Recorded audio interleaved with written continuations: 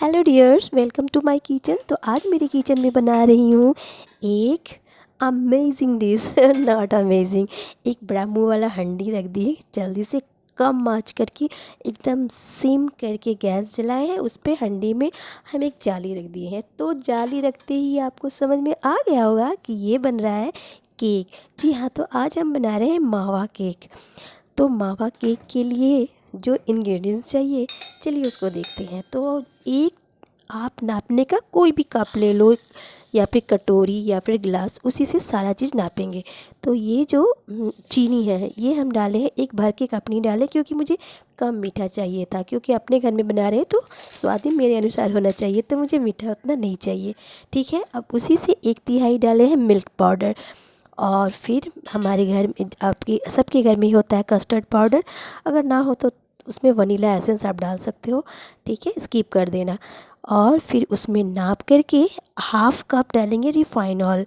घी मक्खन भी चलेगा, वैसे रिफ़ाइन ऑयल भी अच्छा ही रहता है क्योंकि उसमें कोई फ्लेवर नहीं रहता है, तो इसमें कोई अलग सा खुशबू नहीं आता है ना। तो इसमें डाल देंगे फिर चुटकी भर नमक, और फिर डालेंगे चुटकी भर खाने का सोडा। बेकिंग सोडा अलग होता है और बेकिंग पाउडर अलग होता है, तो अभी हम सोडा डाले हैं। ठीक है, और उसके बाद उसमें डाल देंगे 1/3 मीठा दही। मीठा दही हम लाए थे, वैसे आप प्लेन दही भी डाल सकते हो। और इन सबको जाके मिक्सी में अच्छे से ग्राइंड कर दो ताकि सभी का फ्लेवर खुल के आए। और उसको जाके फिर एक मिक्सिंग बाउल में आप पूरा खाली सभी को एक जगह कटोरे में डाल के उसमें हम अपना मेन इंग्रेडिएंट्स, मतलब कि मैदा, तो जिस चीज़ से हम नाप रहे थे ना, वो अपना मेरा 200 ग्राम का कप था, उससे हम 1.5 कप मैदा डाले थे। और वो भी छान के डालना ज़रूरी है क्योंकि उसमें लम्स नहीं आते हैं। तो सारे इंग्रेडिएंट्स को डाल के लास्ट में हम इसमें बेकिंग पाउडर डालेंगे। इसके पहले जो डाले थे वो चुटकी भर बेकिंग सोडा था, और ये बेकिंग पाउडर दोनों अलग होती हैं, और ये डालने से ही आपका केक फूलेगा। तो इन सबको डाल के अब हम अच्छे से मिक्स करेंगे। एक ही दिशा में करना है क्योंकि अब हम बेकिंग पाउडर डाल चुके हैं, तो अब हमको यहाँ से सारा काम थोड़ी तेज़ी से करना होगा। ठीक है, तो यहाँ पे 2-4 केसर के धागे गर्म दूध में डाल के हम पहले से रख दिए थे ताकि इसमें कोई कलर ना डालना पड़े। इससे आपके केक का कलर एकदम बहुत ही खूबसूरत केसरिया कलर का, मतलब मावा रसमलाई, हाँ ये रसमलाई के जैसा दिखेगा, और टेस्ट तो बिल्कुल वैसा ही रहता है। ठीक है, तो अब इसको एक ही दिशा में अच्छे से घुमा करके फेंट लेंगे। और जितना दूध है, थोड़ा थोड़ा दूध को डाल के, 1 कप दूध लिए थे जिसमें मुझे आधा से थोड़ा कम बचा हुआ था। तो ये रिबन की कंसिस्टेंसी हमें चाहिए, सॉरी रिबन की धार जैसा ना गिरने लगे, तब तक इसको आपको हल्का सा दूध डाल के चलाना होगा। दूध आप नॉर्मल टेम्परेचर का ही डाल सकते हैं, गर्म करने की कोई ज़रूरत नहीं है। ठीक है, तो ये देखिए बैटर बिल्कुल ऐसा रिबन टाइप के हो जाना चाहिए ना, ताकि एक धार में गिरे। तो ये समझ जाइए आपका तैयार हो गया है। अब मेरे पास कुछ थे चेरी के टुकड़े, मतलब टूटी फ्रूटी जो होती है, जो आइसक्रीम वगैरह में और केक में भी पड़ते हैं। तो इसको हल्का सा सूखा मैदा डाल के मिला के, और इसको हम पूरा अच्छी तरह से फेंट लिए ताकि ये हर जगह, केक के हर कोने में, हर बाइट में मिले, किसी को कोई शिकायत ना हो। क्योंकि ये मावा मलाई केक है तो इसमें ड्राई फ्रूट भी डालना पड़ेगा, तो उसके लिए भी अभी हम तैयारी कर रहे हैं, बताते हैं। मावा मलाई केक होने की वजह से इसमें ड्राई फ्रूट ना हो ये तो बिल्कुल नहीं चलेगा। तो अब चलिए, जिस कंटेनर में हमें ये केक बनाना है उसमें अच्छी तरह से पूरे तेल को लगा करके, पूरा मालिश करके, फिर थोड़े से सूखे मैदा छिड़क लेंगे ताकि हमारा केक बनने के बाद आसानी से बाहर आ जाए।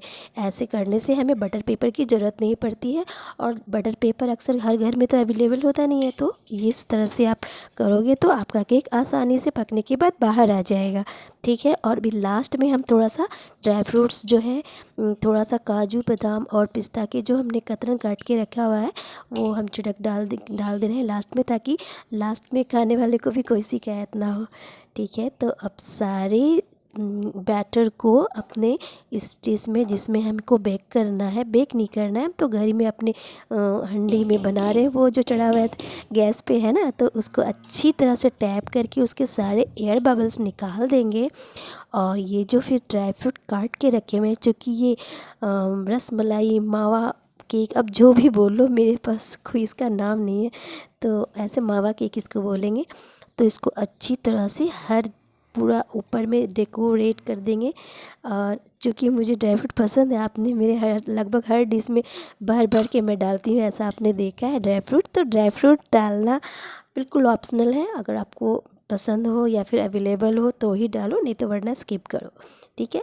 अब इसको हम डाल देंगे, ये पहले से हीट है, आपको ये पता है ना, तो सावधानी से इसके अंदर जाना चाहिए, रखिए ताकि आपका हाथ ना सटे इस बर्तन में, क्योंकि ये बहुत ज़्यादा गर्म हो चुका है।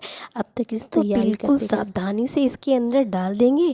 और फिर एक छेद था इसमें जो होता है लगभग ऐसे शीशे का कवर में, तो उसको भी बंद कर देंगे। लेकिन बाद में इतना मेरे को काफ़ी नहीं लगा, ताकि मुझे लग रहा था वहाँ कहीं से भाप बाहर आ रहा है, तो फिर हम इसमें एक और कवर लगा दिए थे। और फिर 60 मिनट बीतने के बाद लगभग 1 घंटा हम बीच बीच में चेक किए थे ये नाइफ़ डालकर, तो इसमें ना जब कच्चा रहेगा तो इस नाइफ़ में आपका थोड़ा सा मटेरियल लग के वापस आएगा, और जब तक ये बिल्कुल छुरी साफ़ ना आए आप समझ जाओ कि ये नहीं पका है। अब इस बार मेरा छुरी बिल्कुल साफ़ आया था, 2 बार हम चेक किए थे, तो एक बार लग के आया था, फिर नेक्स्ट टाइम ये ऐसा साफ़ आया था। और ये देखो इसको कितनी आसानी से ये बाहर आ गया, और ये अभी ठंडा बिल्कुल नहीं हुआ था, लेकिन मेरे से सब्र ही नहीं हो रहा था इस केक को देखने के लिए, इसको चखने के लिए। और एक सबसे मज़े की बात क्या हुई ना, कि हम इसको सीधा ही नहीं किए, उल्टा ही काट दिए। मेरी बेसब्री का ये हाल था, क्योंकि एकदम उसको हम टेस्ट करने के लिए बेकरार थे कि इतना खूबसूरत मेरे हाथों से बना केक,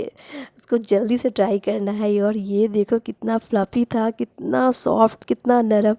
तो इसको उसके बाद हम फिर इसको सीधा करके आपको दिखलाते हैं, क्योंकि इतनी जल्दबाजी में तो हम उल्टा ही केक काट दिए थे, ऐसा तो कोई हुआ भी नहीं होगा मेरे जैसा पागल।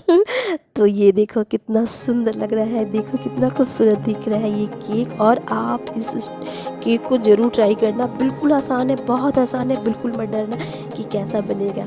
तो इस फेस्टिवल में मिठाई छोड़ो केक खाओ। तो रक्षाबंधन आ रहा है, जन्माष्टमी में अपने कान्हा जी के लिए ज़रूर बनाएंगे। चलिए मिलते हैं बाद में, ठीक है, बाय, एंजॉय।